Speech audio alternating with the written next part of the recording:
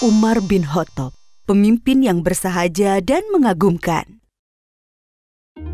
Suatu hari, Nabi Muhammad SAW bersabda sambil menunjuk kepada Umar, "Ini adalah gembok pengunci fitnah. Ia akan menjadi gembok yang mencegah fitnah, perpecahan di antara kalian selama ia masih hidup di tengah-tengah kalian." Hadis riwayat Al-Bazzar dari Qudamah bin Mas'un. Ia biasa dipanggil Umar. Ayahnya bernama Al-Khattab. Lahir di Mekah 13 tahun setelah tahun gajah.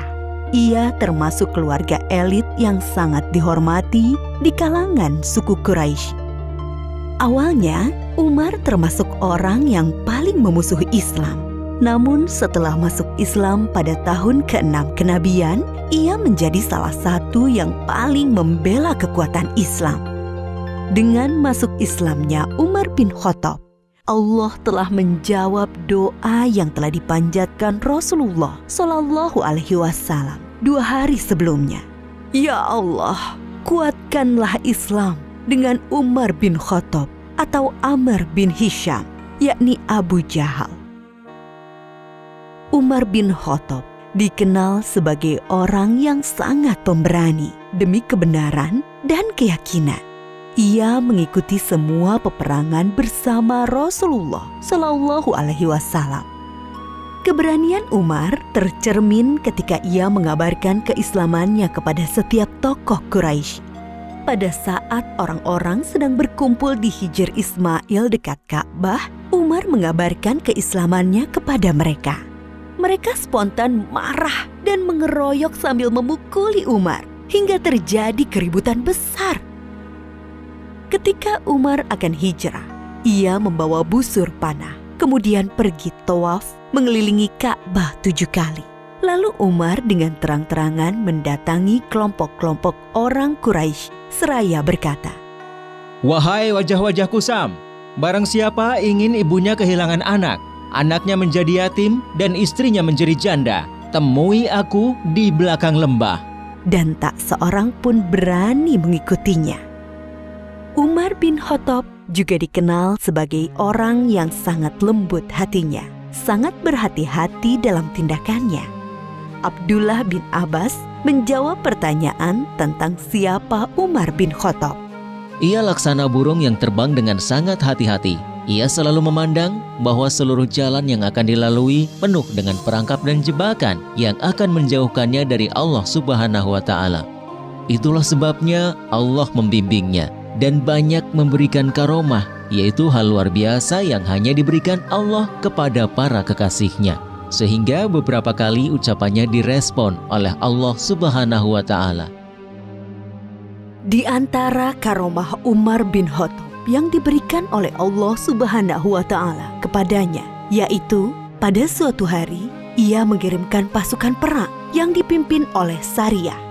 Setelah sekian lama pengiriman pasukan, ketika sedang menyampaikan khutbah Jumat di Masjid Nabawi di Madinah, tiba-tiba Umar berkata, "Hai Sariyah, ke gunung, ke gunung, ke gunung."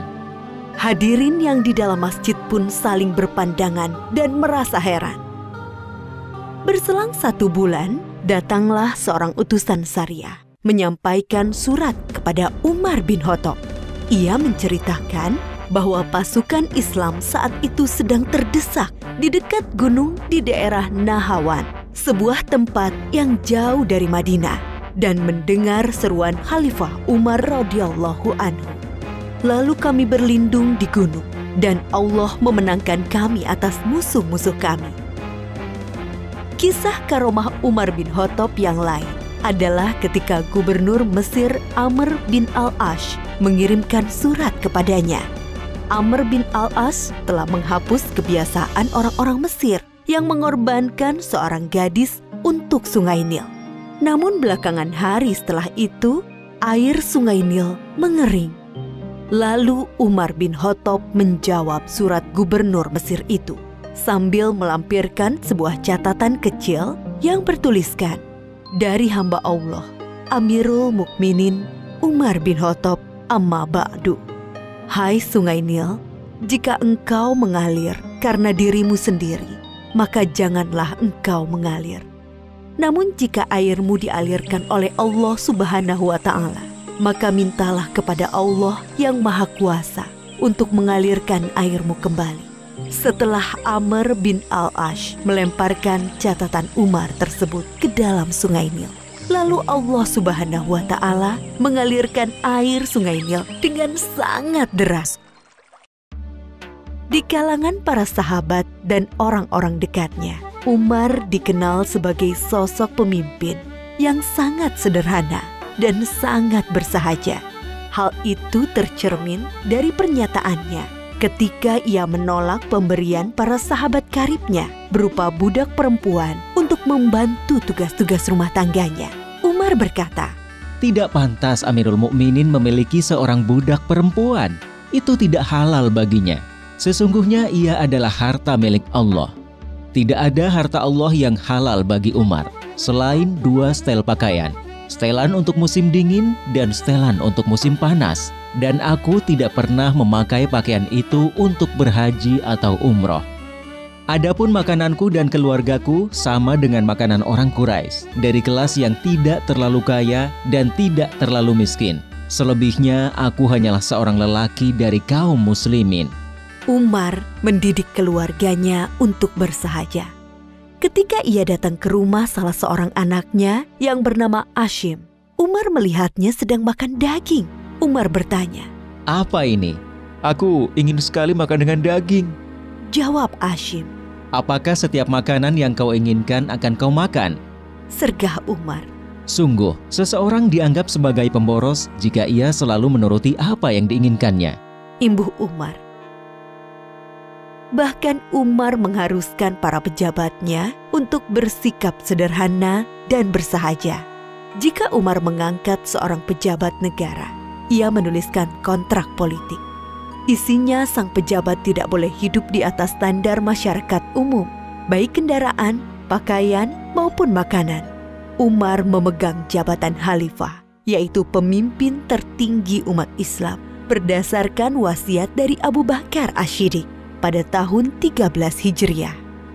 Di masa pemerintahannya, Umar banyak menaklukkan kota-kota besar di beberapa negara di benua Asia dan Afrika, seperti kota Himsho, Aleppo, Antokia di Suriah, Basrah, dan Kufah di Irak, Tobariyah di Yordania, dan beberapa kota lainnya di Mesir, Libya, dan Maroko. Jasa-jasa Umar bin Khattab untuk kaum muslimin sangat banyak. Ia telah menetapkan dan menuliskan penanggalan Islam yang kita kenal sekarang dengan penanggalan Hijriah. Ia juga yang mendirikan Baitul Mal, yaitu lembaga tempat pengumpulan dana-dana kas negara. Umar membangun kota-kota besar seperti Kufah, Basrah, Jazirah, Syam, Mausil, dan mengangkat para hakim di sana, serta melengkapinya dengan kantor-kantor administrasi.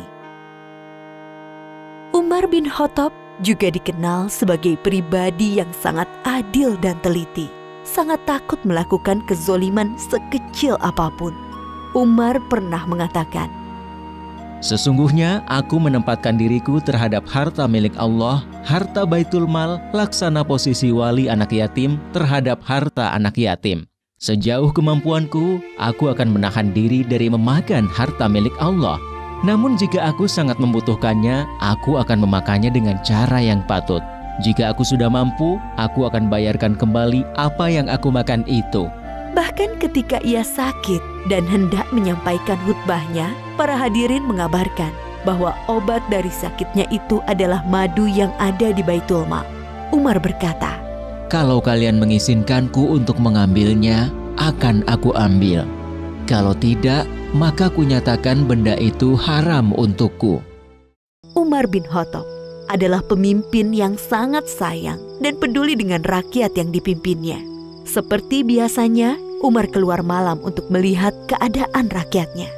Di tengah perjalanan, ia mendengar suara seorang wanita yang melantunkan bait syair kerinduan kepada suaminya yang bertugas jihad di jalan Allah.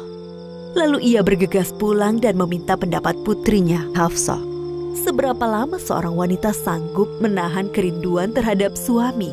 Setelah mendapat jawaban dari Hafsah, ia segera menulis surat kepada para panglima yang bertugas di medan perang untuk memulangkan para pasukan mujahidin ke rumahnya setelah bertugas selama 4 bulan.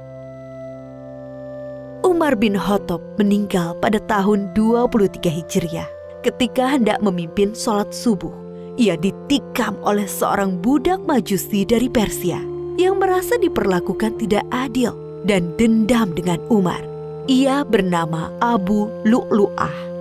Menjelang ajalnya tiba, Umar berkata, "Ketahuilah, sesungguhnya aku ingin keluar dari dunia ini dengan timbangan yang seimbang.